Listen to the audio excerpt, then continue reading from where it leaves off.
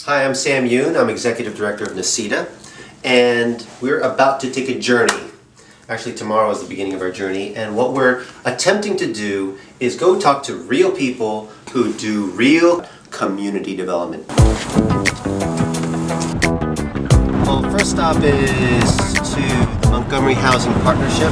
This is Rob Goldman. I've been with MHP for almost 10 years. By training, a lawyer, went to law school, went back to school, got a degree in housing finance. This is what I do when I'm doing it up and down the East Coast. Why not do it in my own hometown? So this is as a result of resident action. Yep. This wouldn't exist had it not been for residents kind of absolutely taking up arms and saying we've had enough. We've had enough, and you know there's numerous housing code violations. There's rats and cockroaches and just very deplorable conditions. In fact, before the committee, I sent one of my staff over, and she was taking pictures, and and the next day I brought her to the committee meeting. She just gave this really emotional speech about all the things that she had seen and had these pictures, and you know the committee was just very moved and said we have to fund this project. So you know, just the conditions they were facing were just terrible, and so you know it was very gratifying that we were able to come in and fix it up, and not only have a new building, but as you see a nice community center and life and vibrancy to the whole community, and so it's very gratifying. One thing that we want to do is connect all these things together. We're going to meet Joanne Levy at the Women's Housing Coalition. Hi, Joanne. Nice to meet you. So I'll tell you about my dog, Petey Levy. We have very similar personalities. He walks like this. He is actually, apart from all the people that I know in my life, my very best friend. And you also said that this was a calling. We believe in the reuse of buildings.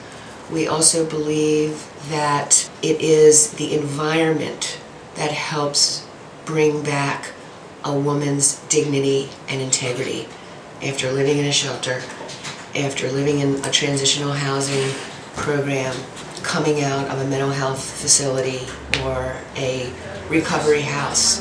Now, this is a historic building, but it looks nothing like what our other buildings look like. This is a fabulous building. The buildings that we do are ornate. They're just stunning. I remember the first time I walked into one and I said, wow, I wouldn't mind living here at all.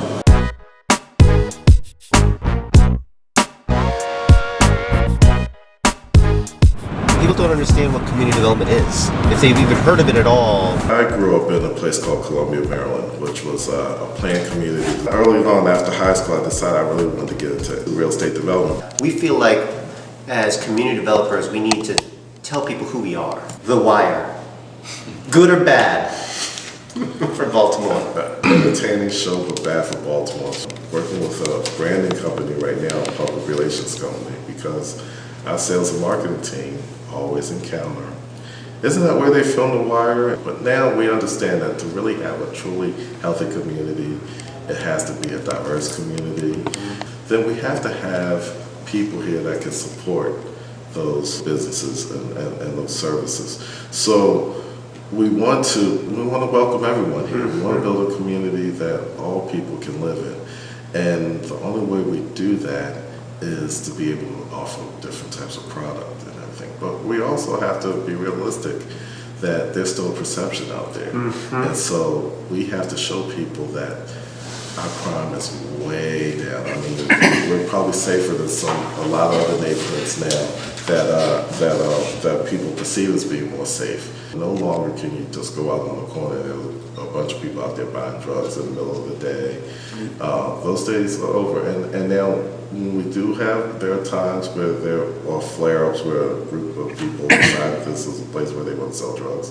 Our residents are organized enough that we jump on it right away and work with the police department.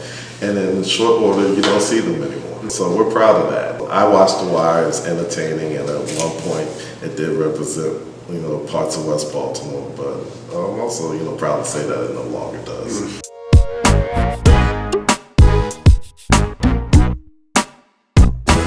Sometimes it is those little moments that, oh, yes.